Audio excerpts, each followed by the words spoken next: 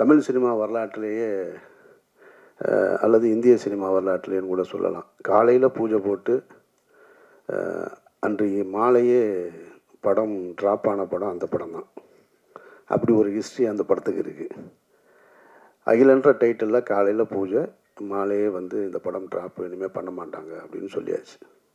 அதற்கு பின்னால் பல நாயகர்கள். இந்த பாலான்றவர் யார் அப்படின்னா, பாலு மகேந்திரான்ற அப்படின்ற அந்த ஒரு மரத்திலிருந்து பறிக்கப்பட்ட ஒரு பழம்.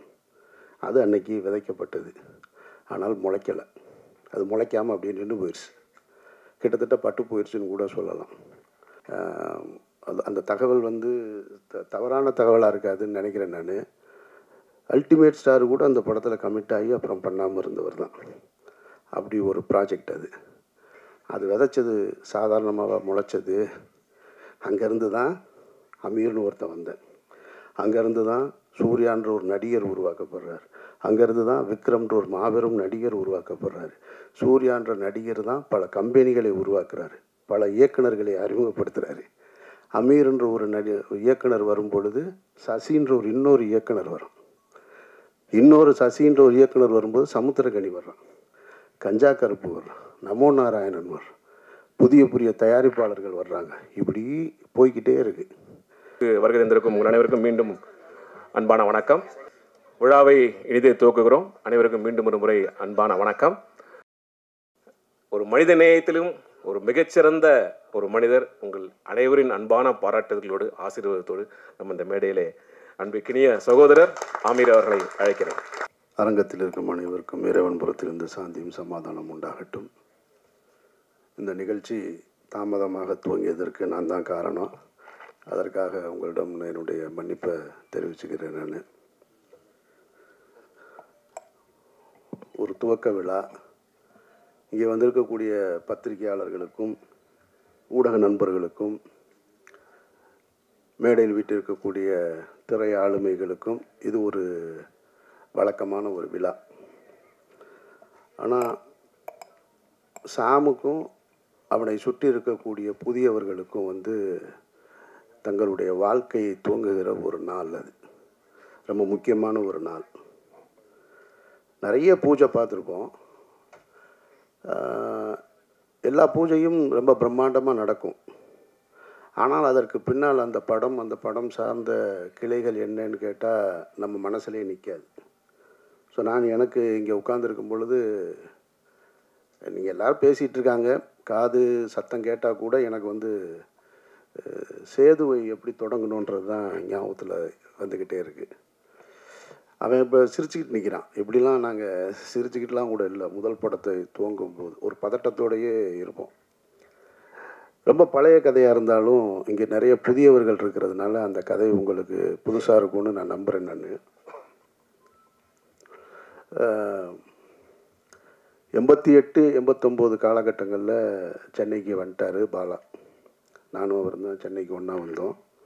அவர் பாலுமேந்திரா சார்ட்ட உதவி இயக்குனராக சேர்ந்து 93 வந்து முதல் முறையாக படம் பூஜை போடப்பட்டது. பாலா இயக்குனராக அறிமுகப்படுத்தப்பட்டார். அந்த படத்துக்கு பேர் வந்து அகிலன்.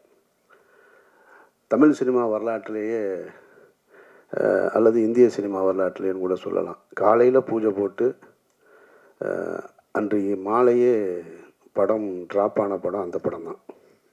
அப்படி ஒரு ஹிஸ்ட்ரி அந்த படத்துக்கு இருக்குது. அகிலன்ற டைட்டிலில் காலையில் பூஜை, மாலையே வந்து இந்த படம் ட்ராப் இனிமேல் பண்ண மாட்டாங்க அப்படின்னு சொல்லியாச்சு. அதற்கு பின்னால் பல நாயகர்கள். இந்த பாலான்றவர் யார் அப்படின்னா, பாலு மகேந்திரான்ற அப்படின்ற அந்த ஒரு மரத்திலிருந்து பறிக்கப்பட்ட ஒரு பழம். அது அன்னைக்கு விதைக்கப்பட்டது. ஆனால் முளைக்கலை. அது முளைக்காமல் அப்படியே நின்று போயிடுச்சு. கிட்டத்தட்ட பட்டு போயிடுச்சுன்னு கூட சொல்லலாம். அதற்கு பின்னால் நிறைய புதுமுகங்கள் அந்த படத்தில் நடிக்கணுன்ற கிட்டத்தட்ட அன்றைக்கு பீக்கில் இருந்த திரு ரஜினிகாந்த் அவர்களும் கமலஹாசன் அவர்களும் தவிர, மூத்த நடிகர்கள் தவிர எல்லா நடிகர்களுமே வந்து அந்த கதைக்குள்ளே வந்து போயிருப்பாங்க அந்த கதைக்கு. இது போக நிறைய புதுமுகங்களை பார்த்து புதிய தயாரிப்பாளர்கள் அது இதுன்னு பார்க்காத ப்ரொடியூசர்ஸே கிடையாது, பார்க்காத ஹீரோஸே கிடையாது. இன்றைக்கி இருக்கிற பெரிய பெரிய ஸ்டார்லாம் அதில் கமிட் ஆகிருக்காங்க. அந்த தகவல் வந்து தவறான தகவலாக இருக்காதுன்னு நினைக்கிறேன் நான்.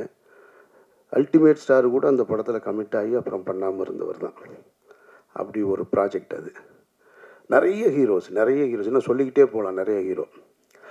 அப்புறம் திரும்ப 97ல் கந்தசாமின்ற சசிகுமார் இருக்கான் இல்லையா, நம்ம நடிகர், அவருடைய உறவினர் ஒருத்தர் மூலமாக அந்த படம் துவங்கப்பட்டது. கந்தசாமின்ற ஒரு தயாரிப்பாளர் தான் அந்த படத்தை துவங்கினார். அகிலன்ற படத்துக்கு சேதுன்னு பெயர் மாற்றியாச்சு. அன்னைக்கு காலையில் பூஜை, இங்கே தான் பூஜை, பிரசாத் ஸ்டுடியோவில் தான். அதனால தான் அதை நான் நினைவுபடுத்தி இப்போ நான் சொல்கிறேன். நான் காலையில் பூஜை, நாங்கள் பூஜை போட்டோம், படைப்பாளிகள் ஸ்ட்ரைக் ஆரம்பிச்சிட்டாங்க. அப்படியே நின்று போச்சு. விக்ரம்ன்ற ஒரு நாயகனை வந்து உள்ளே கொண்டு வர்றோம். அவர் 12 வருடங்களாக போராடிக்கிட்டு இருக்கார் வெற்றிக்காக. அந்த நாயகன் உள்ளே வர்றாங்க. அபிதான்ற ஒரு பொண்ணு ஹீரோயினாக இன்ட்ரடியூஸ் ஆகிறாங்க. இவ்வளவும் இருந்தும் அந்த படம் ட்ராப் ஆயிடுச்சு. படைப்பாளிகள் பிரச்சனை இல்லை. இப்போ எடுப்போமா, இன்றைக்கி எடுப்போமா, நாளைக்கு எடுப்போமான்னு தெரியாமல் அப்படியே காத்திருந்து ஒரு வருடம் 1.5 வருடங்களுக்கு பிறகு அந்த படம் துவக்கப்பட்டது. குறித்த பட்ஜெட்டில் முடிக்க முடியலை. அதனால் அது அடுத்த கட்டத்தை போய் 2000 தான் அந்த படம் முடிவுக்கு வந்தது. சரி, முடிவுக்கு வந்ததுக்கு பின்னாடி அந்த படம் விலைக்கு விற்பனைக்கு இருந்ததான்னு கேட்டால் அந்த படம் விற்பனைக்கு இல்லை, யாரும் வாங்கலை எல்லாமே. ஆனால் இந்த படத்தை டப்பிங்லேயோ எஃப்எக்ஸ்லேயோ பார்த்தவங்க எல்லாம் இந்த 97ல் தொடங்கி 93ல் தொடங்கி 2000 வரைக்கும் பல இயக்குனர்கள், பல தயாரிப்பாளர்கள் எங்களை கிராஸ் பண்ணி போயிட்டே இருக்காங்க. ஆனால் நாங்கள் மட்டும் நம்பிக்கையோடு ஒரு அறையில் காத்துக்கிட்டே இருக்கோம். எங்கள் படம் ஒரு நாளும் ரிலீஸ் ஆகும், என்றைக்காவது ஒரு நாள் எங்கள் படம் வந்துருன்ற நம்பிக்கையோடய உட்காந்துட்டு இருந்தோம். சரி, 2000ல் படம் முடிஞ்சதுக்கப்புறம் பார்த்தா அப்பவும் இல்லை. எங்களோடு சேர்ந்து பல ஹீரோக்களுடைய படங்கள் நாங்கள் டப்பிங் நடக்கும்போது பக்கத்தில் நடக்கும். இந்த சமீரா டப்பிங்கில் தான் நடக்கும். அங்கே இப்போ பெரிய ஹீரோஸ்லாம் வருவாங்க, நாங்கள் அப்படி நின்று பார்த்துட்டே இருப்போம். அப்பவும் அது வியாபாரத்துக்குள்ளே வரலை. அதில் ஒரு நல்ல விஷயம் என்னென்னா, படம் நல்லா இருந்ததுன்றது மட்டும்தான் ஒரு இயக்குனர் தன்னுடைய கனவுகளை, ஒட்டுமொத்த கனவையும் தூக்கி ஒரு படத்தில் உழைப்பாக போட்டு படமாக்கி வச்சுருந்தார். அது அவருக்காக மட்டும் செஞ்சதில்லைன்றதான் ரொம்ப முக்கியமானது. அதை நம்ம கவனிக்கணும். அதை ஒரு டைரக்டர் இன்றைக்கி படம் எடுக்கிறாருன்னா அது உனக்கானது மட்டும் கிடையாது, ஒரு தலைமுறையை உருவாக்குறது. இது ஒரு தனி மனிதனுடைய இது இல்லை, ஒரு தலைமுறையை உருவாக்குறது. பாலுமகேந்திரான்ற மரத்திலிருந்து அந்த பழத்தை எடுத்து 2வது முறையாக விதைக்கப்பட்டது தான் சேது. அது விதைச்சது சாதாரணமாக முளைச்சது. அங்கேருந்து தான் அமீர்னு ஒருத்தன் வந்தேன். அங்கேருந்து தான் சூர்யான்ற ஒரு நடிகர் உருவாக்கப்படுறார். அங்கேருந்து தான் விக்ரம்ன்ற ஒரு மாபெரும் நடிகர் உருவாக்கப்படுறார். சூர்யான்ற நடிகர் தான் பல கம்பெனிகளை உருவாக்குறாரு, பல இயக்குனர்களை அறிமுகப்படுத்துகிறாரு. அமீர்ன்ற ஒரு இயக்குனர் வரும் பொழுது சசின்ற ஒரு இன்னொரு இயக்குனர் வரும். சசின்ற ஒரு இயக்குனர் வரும்போது சமுத்திரக்கனி வர்றான், கஞ்சா கருப்பு வர்றான், நமோ நாராயணன் வர்றான், புதிய தயாரிப்பாளர்கள் வர்றாங்க. இப்படி போய்கிட்டே இருக்குது. அப்போது அந்த காலகட்டத்தில் 2000ல் படத்தை எடுத்து முடிக்கும்பொழுது எங்களுக்கு இருந்த நம்பிக்கை படம் நல்லா இருக்குது, அவ்வளோதான், வேறு எதுவுமே தெரியாது. படம் விற்பனை ஆகலை. அந்த டைமில் இதே பிரசாத் லேபில் நான் அந்த படம் ரிலீஸுக்காக நானும் தயாரிப்பாளர் திரு கஃபார் அவர்களும், அவர் எனக்கு அண்ணன், கஃபார் அண்ணனும் சித்ரா லட்சுமணன் சாரும் அந்த ரிலீஸுக்கான வேலைகளில், ஏன்னா ரொம்ப சிரமம், ரொம்ப கடனில் இருக்குது, இந்த படம் எப்படி ரிலீஸ் ஆகும்ன்ட்டு தெரியாத ஒரு சூழல். அப்போ நின்றுட்டுருக்கும்போது பக்கத்தில் கமல் சார் இருக்கார். ஹேராம் படம் ஒர்க்கு போயிட்டுருக்கு அவருக்கு. நான் சின்ன வயசுலேருந்து கமலஹாசன் அவருடைய மாபெரும் ரசிகன். நான் அவரையெல்லாம் பார்த்துட மாட்டோமா, அவர் கூட நின்ற மாட்டோமா, அவருடைய விரல் நுனியை தொட்டுற மாட்டோமா அப்படின்னு ஏங்கிக்கிட்டு இருந்த ஒரு நபர். அவர் அப்படி நிற்கிறாரு, இவ்வளோ பெரிய தாடி வச்சுட்டு. சித்ரா சாரை பார்த்த உடனே கமல் சார் கூப்பிட்டு பேசினார்.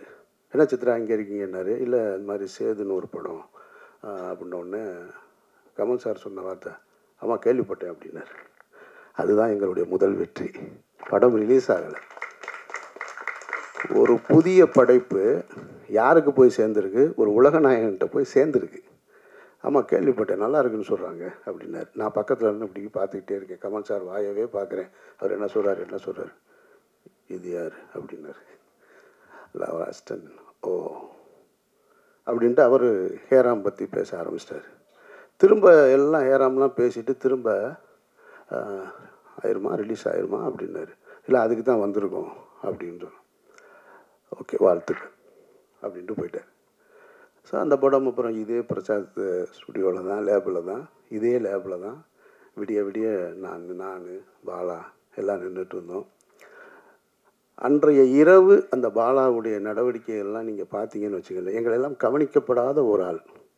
நான், பாலா, சசி இன்றைக்கு வாசலில் வந்து இறங்கும்போது அங்கேயே கேமரா வந்துடுது.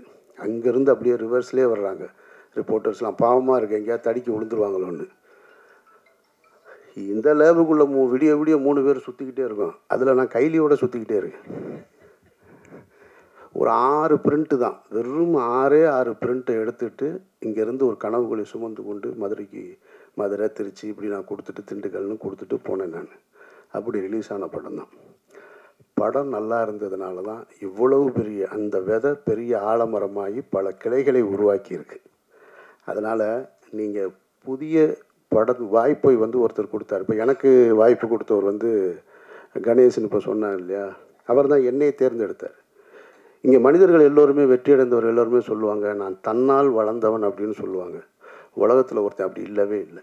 தன்னால் ஒருத்தன் வளரவே முடியாது. ஒரு கை பிடிச்சி தூக்கலைன்னு சொன்னால் ஒருத்தன் வளரவே முடியாது. அப்படி வளர்ந்ததா யாராவது சொன்னா அப்படின்னு சொன்னால் அது ஒரு பொய். அது வேணால் சினிமாவில் ஒரு கைதட்டுறதுக்கு வசனமாக இருக்கலாமே தவிர வாழ்க்கையில் அப்படி கிடையாது. நம்ம பிறப்பே தாய் தந்தையுடைய உதவியால் தான் இருக்கும்போது அப்புறம் நம்ம வெற்றி அடைவது மட்டும் தன்னால் எப்படி நடக்கும்? அப்படி நடக்கவே நடக்காது. உங்களை பற்றி பேசுவதற்கு இன்னொருத்தர் வேணும்.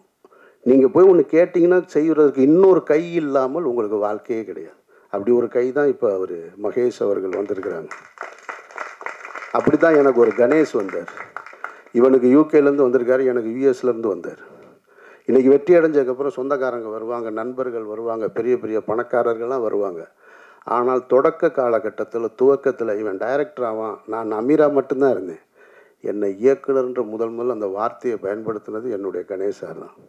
அவர் இல்லைன்னு சொன்னால், அவர் முதலீடு செய்யலைன்னா நான் இல்லை இங்கே. நான் அதுக்கப்புறம் சொந்த படம் எடுத்திருக்க முடியாது. ஸோ அப்போ அந்த உதவியை மகேஷ் அவர்கள் செய்திருக்கிறார்கள். சாம் செய்ய வேண்டியது அந்த படத்தை நல்ல படமாக எடுத்துக்கணும். அவர் இன்னைக்கு விதைக்கப்பட்டுருச்சு, இனி நீ இதை முளைச்சி எடுத்துகிட்டு வர வேண்டிய முழு உழைப்பும் உன்னிடத்தில் இருக்குது. இங்கே நிகழ்ச்சி சிறப்பாக நடத்தி கொண்டிருந்த படவா கோபி, ஜீவா போன்றவர்கள்லாம் எனக்கு ரொம்ப பரிச்சயமானவர்கள், ஆனால் பழக்கம் இல்லை. ஆனால் பரிச்சயத்திலே ஒருத்தருக்கு ஒருத்தர் அன்பை பகிர்ந்து கொள்ளக்கூடிய அந்த ஒரு உறவு தான் அண்ணன்னு பார்த்தவொடனே கட்டி பிடிக்கிறது மாதிரியானது. எனக்கு அவர் இந்த நிகழ்ச்சியை ரொம்ப சிறப்பாக நடத்தினார். ஆனால் ஒரு வருத்தம் என்ன, 2 வருத்தம் இருக்குது. ஒன்று இவங்கிட்ட, இன்னொன்று அவர்கிட்ட. இங்கே அறிமுகப்படுத்தும் பொழுது ஒவ்வொருத்தராக எந்திரிச்சு நீங்கள் கை தூக்குங்க, கை தட்டுங்க. இந்த அறிமுகம் தேவையில்லை. நீங்கள் உழைங்க, நீங்கள் கடுமையான உழைப்பை போடுங்க, உங்களோட திறமையை கொண்டு வாங்க. உங்கள் பேர் சொன்னவுடனே அவங்க கை தட்டுவாங்க, அவங்க கை தட்டுவாங்க. நம்ம போய் ஒருத்தரை காமிச்சு உங்களுக்கு கைதட்டு, எனக்கு பிடிக்காத செயல் மேடையில் ஒருத்தரை அழைக்கும் போது நீங்கள் கைதட்டுங்கன்னு சொல்கிறது அது தேவையே இல்லை. நீங்கள் உழைங்க, உங்களுடைய திறமை கைதட்டல் வந்துக்கிட்டே இருக்கும். ஆட்டோகிராஃப்னு ஒரு திரைப்படத்தை எடுத்துகிட்டு சேரன்ற ஒரு இயக்குனர் லயோலா காலேஜில் ஒரு ஃபங்க்ஷன், தண்ணீர் தேசம்னு ஒரு படத்துக்கான துவக்க விழா, பப்ளிக் ஃபண்டில் வந்து அந்த படத்தை எடுக்கிறதுக்காக ஒரு ஓப்பன் கிரவுண்டில் ஒரு ஸ்டேஜ் போட்டிருந்தாங்க. அப்போ ஆட்டோகிராஃப் ரிலீஸ் ஆகிருக்கு. நாங்கள்லாம் உட்காந்துருக்கோம். சேரன்ற இயக்குனர் கார்லேருந்து இறங்கி அப்படி உள்ளே வர்றாரு. கிட்டத்தட்ட ஒரு 2000 பேர் அமர்ந்திருந்த ஒரு அரங்கம், அது ஓப்பன் ஸ்டேடியம். 2000 பேரும் அவர் காரிலிருந்து இறங்கி மேடைக்கு வருவது வரைக்கும் கைதட்டலை துவங்கியவர்கள் நிறுத்தவே இல்லை. சேரனுக்கு கிடைத்த மிகப்பெரிய அங்கீகாரம் அது. ஆட்டோகிராஃப்ன்ற படத்துக்கு கிடைத்த ஒரு அங்கீகாரம். அப்போ நம்மளுடைய உழைப்பும் நம்மளுடைய திறமையும் கைதட்டலை பெற்றுத்தரும்ன்றது தான் மறுக்க முடியாத உண்மை.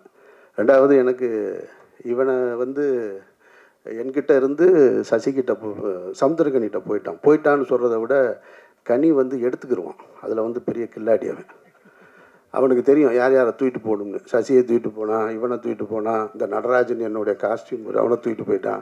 எல்லாரையும் எடுத்துகிட்டு ஓடிடுவான். ஆனால் அது கடைசி நேரத்திலாம் சொல்லுவான், முன்னாலேயும் சொன்னால் நம்ம எதுவும் சொல்லிடுவோன்றதுக்காக. அப்படி ஒரு சரியானவனை எடுத்துக்கிட்டான். எனக்கு என்ன ஒரே ஒரு வருத்தம்னா, டைட்டில் மட்டும்தான் வருத்தம். ஒருவேளை இது பெரிய ஹிட் ஆனாலும் ஆகலாம். ஆனாலும் யோலோ அப்படிங்கும்போது ஒரு முதல் படத்தை இயக்குனரை எப்படி அழைக்கணுன்றது இருக்குல்ல, இவனை எப்படி கூப்பிட்றதுன்னு தெரில. யோலோ சாமுன்னு கூப்பிடணும் போல இருக்கு. அதனால் அதுக்குள்ளே இருக்கிற ஆழமான அர்த்தம் இருந்திருந்தாலும் வேறு பேர் பரிசீலனை இருந்திருக்கலாம், சொல்ல முடியாது. ஒருவேளை ஆட்டோகிராஃப் வைக்கும்போதும் இந்த மாதிரி தான் இருந்தது. ஆட்டோகிராஃப் ஏன் வச்சாங்கன்னு சொல்லி. ஆனால் அதுவே பெரிய ஹிட் ஆயிடுச்சு. மற்றபடி இந்த நாள் மற்ற எல்லோருக்கும் ஒரு சம்பிரதாயமான நாளாக இருக்கும். இந்த விழாவும் ஒரு சம்பிரதாயமான விழாவாக இருக்கும்.